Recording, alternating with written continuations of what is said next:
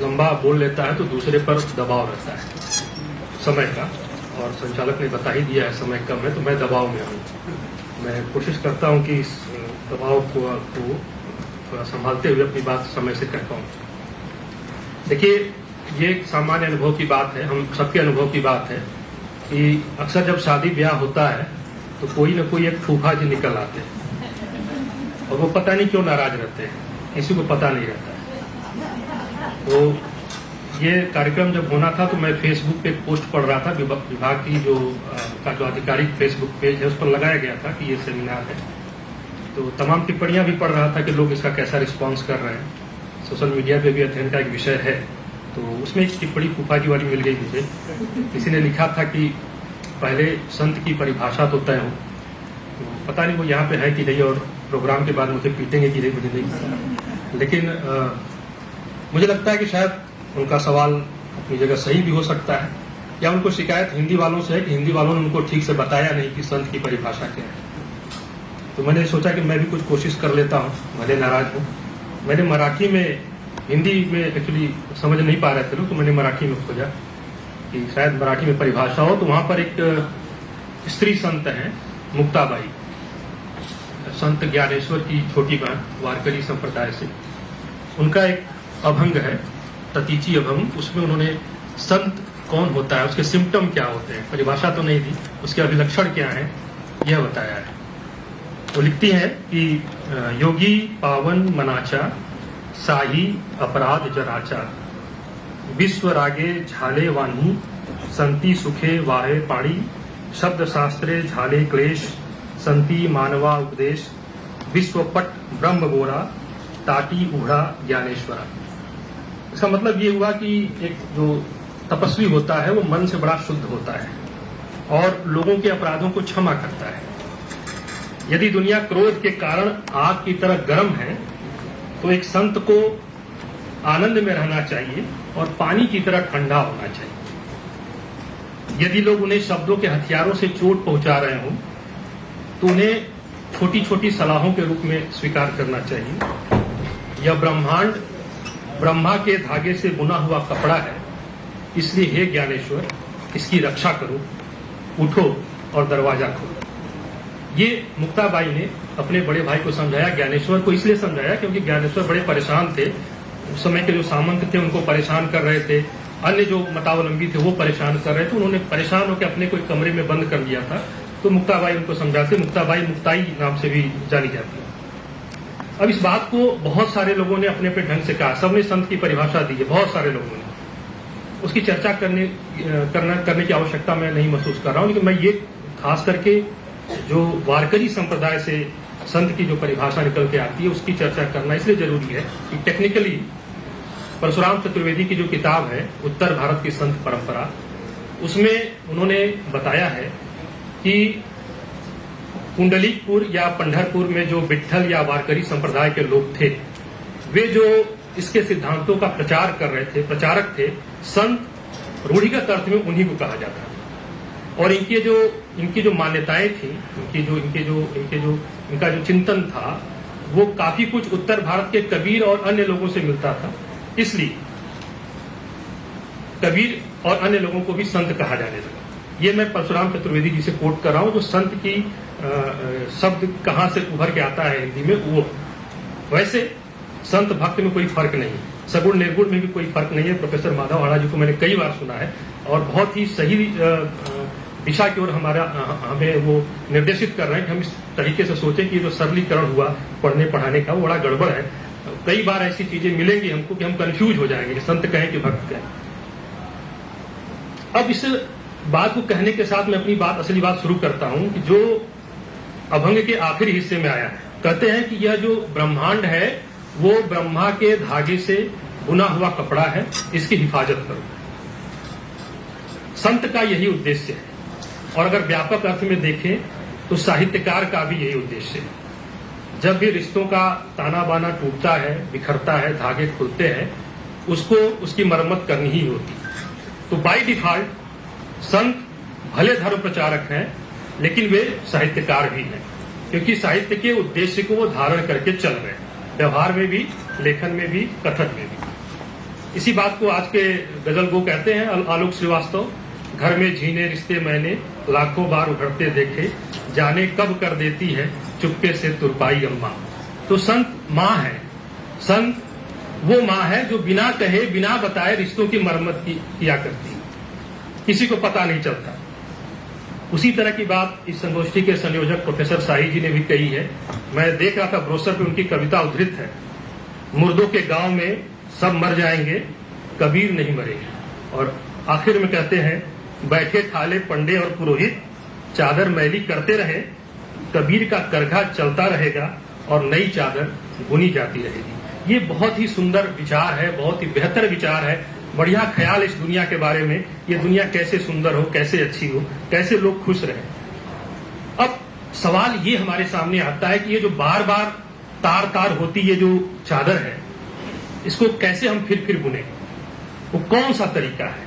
संतों ने ऐसी कौन सी युक्ति निकाली थी कि वो चादर बुन ले रहे थे? और मुझे लगता है कि आज का जो केंद्रीय विषय है वो इसी बात से निकल कर आएगा। वो तरीका था प्रेम का, इश्क का, मोहब्बत का, प्यार का।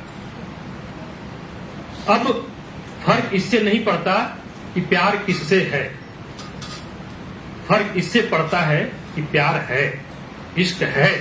इस दुनिया से एक अनकंडीशनल लव है, निष्काम प्रेम है, कोई प्रतिदान नहीं चाहिए। साहित्यकार मोहब्बत करता है दुनिया से, संत मोहब्बत करते थे दुनिया से, दुनिया को सुंदर चाहते थे, सिर्फ इतना ही उद्देश्य था। इसलिए वो कह रहे थे, इसीलिए ये जो आता है पद कि संतों घर में झगड़ा भारी, बहुत झगड़ा है, मत मतांतरों का, लोगों का, सवालों का, लेकिन ये सब होते हुए भी संत इश्क की बात कर रहा है। और इश्क में पड़े हुए लोग दुनिया के सबसे खूबसूरत लोग होते हैं।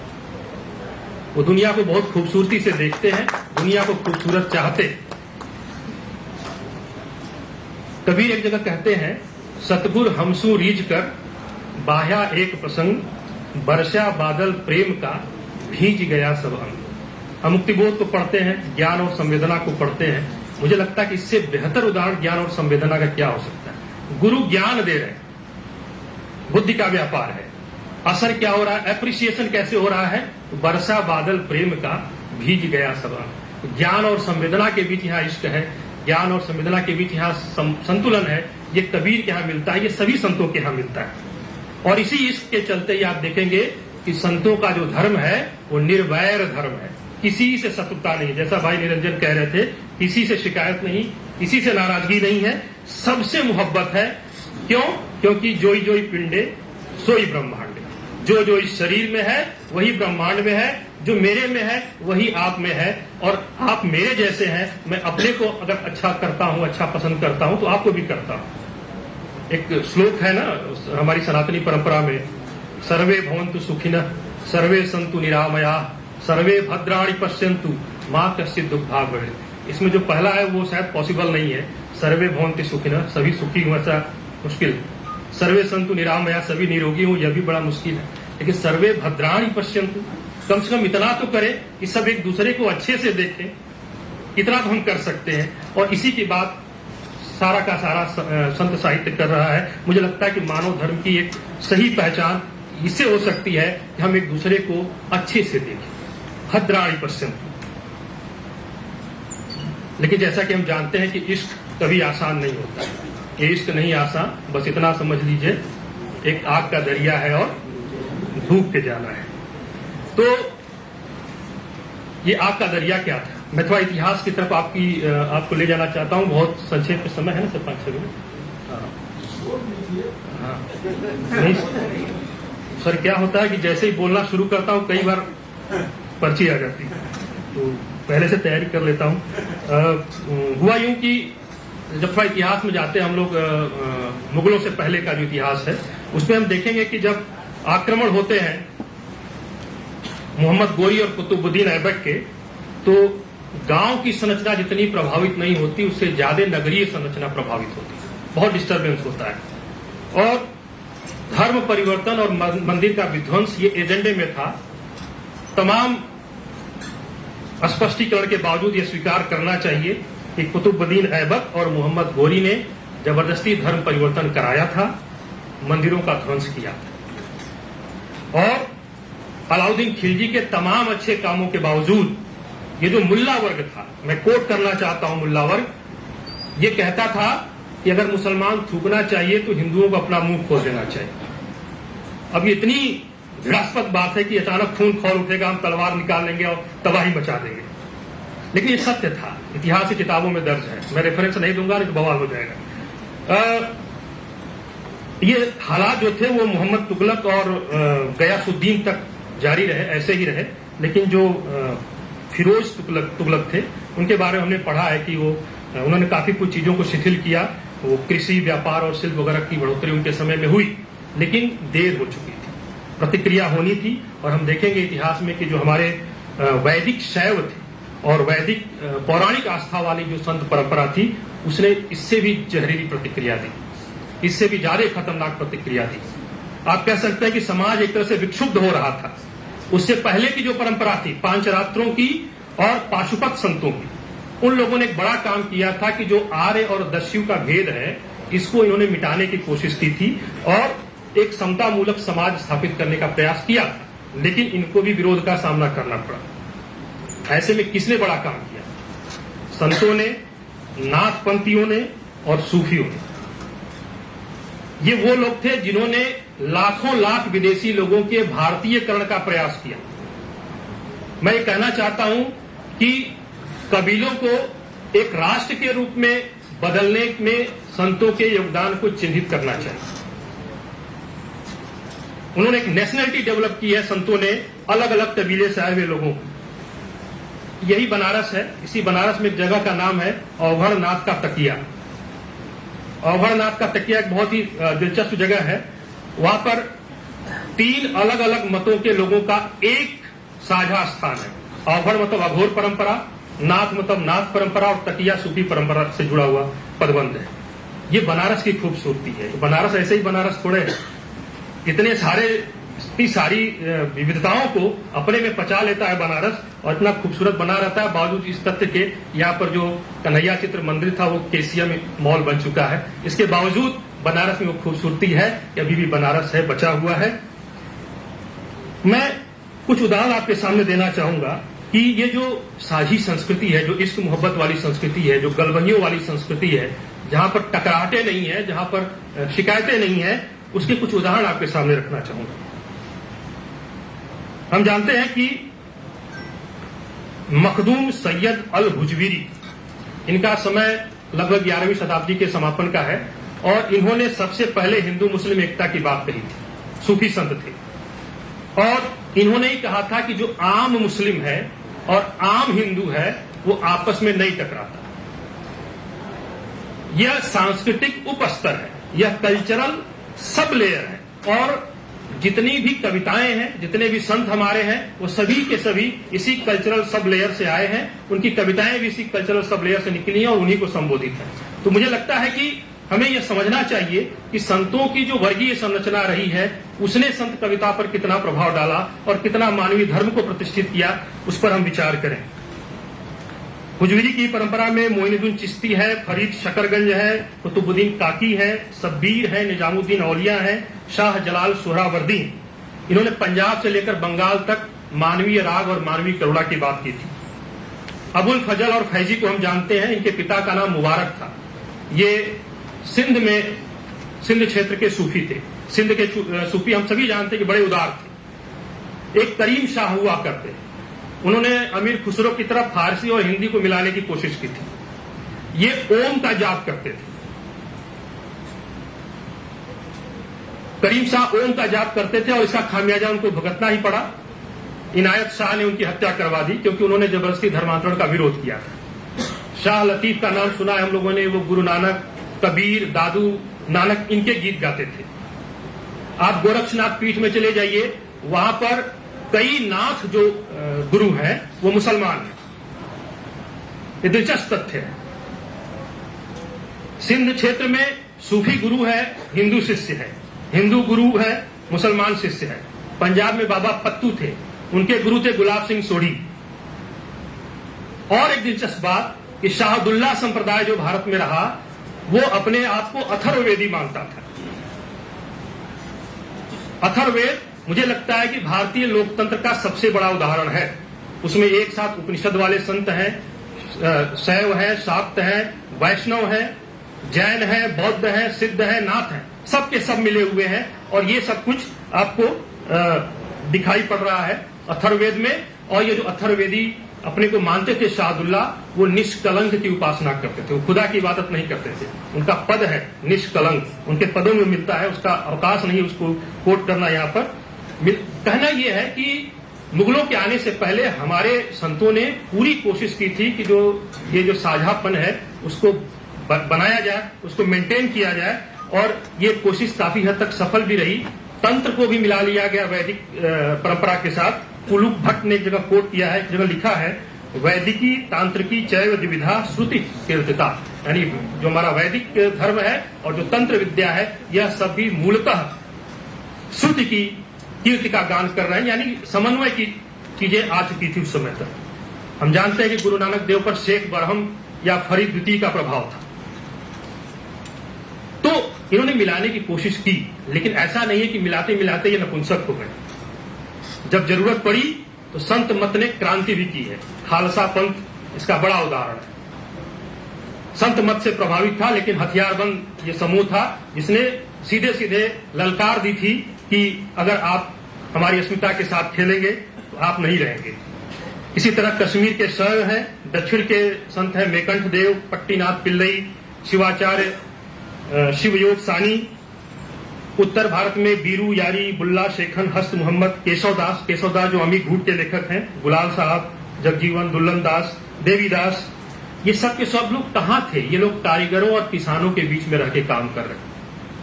और जब इनके बीच में रह के काम कर रहे थे तो ये कोशिश कर रहे थे कि हम इनको इनकी भाषा में समझाएं। कारीगर किसान वो नहीं समझता, वो उपनिषद के जो पदबंध है, जो श्लोक है, उनको नहीं समझता, वो प्रपत्तिवाद नहीं समझता, वो उन बातों को समझता है जिनको वो अपनी इंद्रियों से महसूस करता है। इसलिए समझाते हुए उन्होंने कहा, क्या कहा कि जैसे हम प्रेम में होते हैं तो हमें वो सब उसका सब कुछ अच्छा लगता है, उसी तरह से संत ईश्वर को बहुत सुंदर मानता है, उसकी तारीफ करता है और उसका इंतजार भी करता है। इंतजार करते हुए क्या कहता है, लकड़ी जल कोयला भई, कोयला जल भई राख, मैं बिरहन ऐसी जली, ना कोयला भई न राख। ये संत कह रहा है और उस भाषा में कह रहा है जिस भाषा को सब समझते हैं। और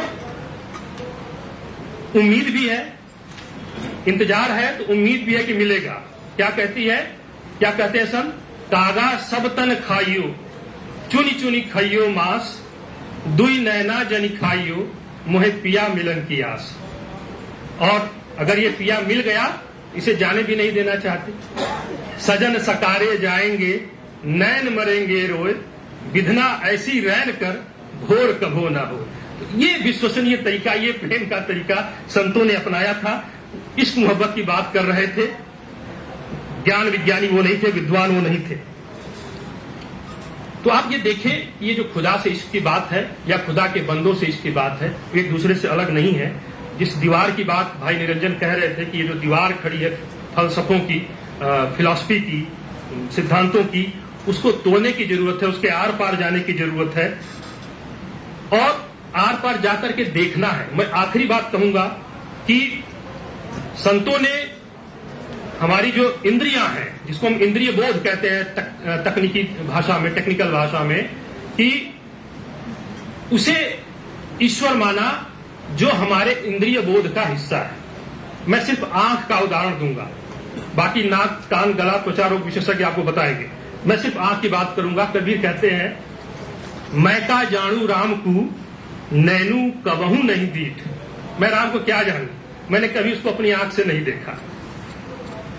एक तरफ ये दावा किया जाता है कि संत अगोचर, न दिखने वाले, बिना रूप रंग के ब्रह्म की उपासना करते हैं, और दूसरी तरफ ये साखी दादू भी इसी तरह की बात करते हैं। दादू कहते हैं, दादू जीवन मरण का मुझ पछतावा नहीं, मुझ पछतावा पीव का रहा न नैनन हुमान।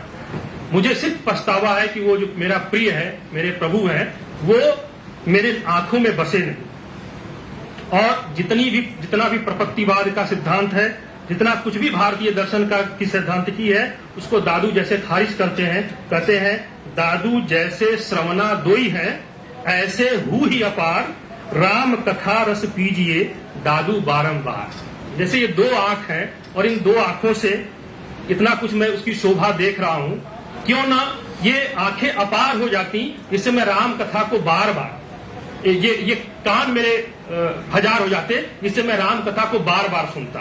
अब यहाँ पर जो सगुण निर्गुण का भेद है, आप इसको समझ लीजिए। यहाँ राम कथा का प्रसंग है, हो सकता है यहाँ पर कह दे कि ये जेनरिक राम है, ये समाज सत्य वाले राम है, लेकिन मुझे लगता है कि उतना ज्यादा मशक्कत करने की जरूरत नहीं है। यहाँ प्रेम की बात है, मिलाने की बात है। ये नैरेटिव हम गढ़ सकते हैं, हमें गढ़ना चाहिए ताकि दुनिया सुंदर हो। हम बताएं कि निर्गुण और सगुण में कोई भेद नहीं है, संत और भक्त में कोई भेद नहीं है। ये लोग प्रेम, मिलन, बिछोह, उम्मीद और दीवानगी के जरिए संतों ने मानव धर्म की प्रतिष्ठा की थी। और इनका मानव धर्म आम आदमी के दुख दर्द की बात ही नहीं करता, बल्कि उस समय का जो विशृंखल सामंतवाद है, उसके बरक्स मानवीय करुणा और मानवीय राग की एक साझा जमीन तैयार करता है। मैं आग्रह करता हूं, इस संगोष्ठी के बहाने आप सबसे निवेदन करता हूं, खुद को भी समझाता हूं कि हम सब मिल करके दुनिया को सुंदर बनाने की कोशिश करें। टकराहटों को जितना कम कर सकते हैं करें, वरना जब आग लगेगी तो आग ये नहीं देखेगी कि आपके घर के ऊपर किस रंग का झंडा था। बहुत बहुत धन्यवाद।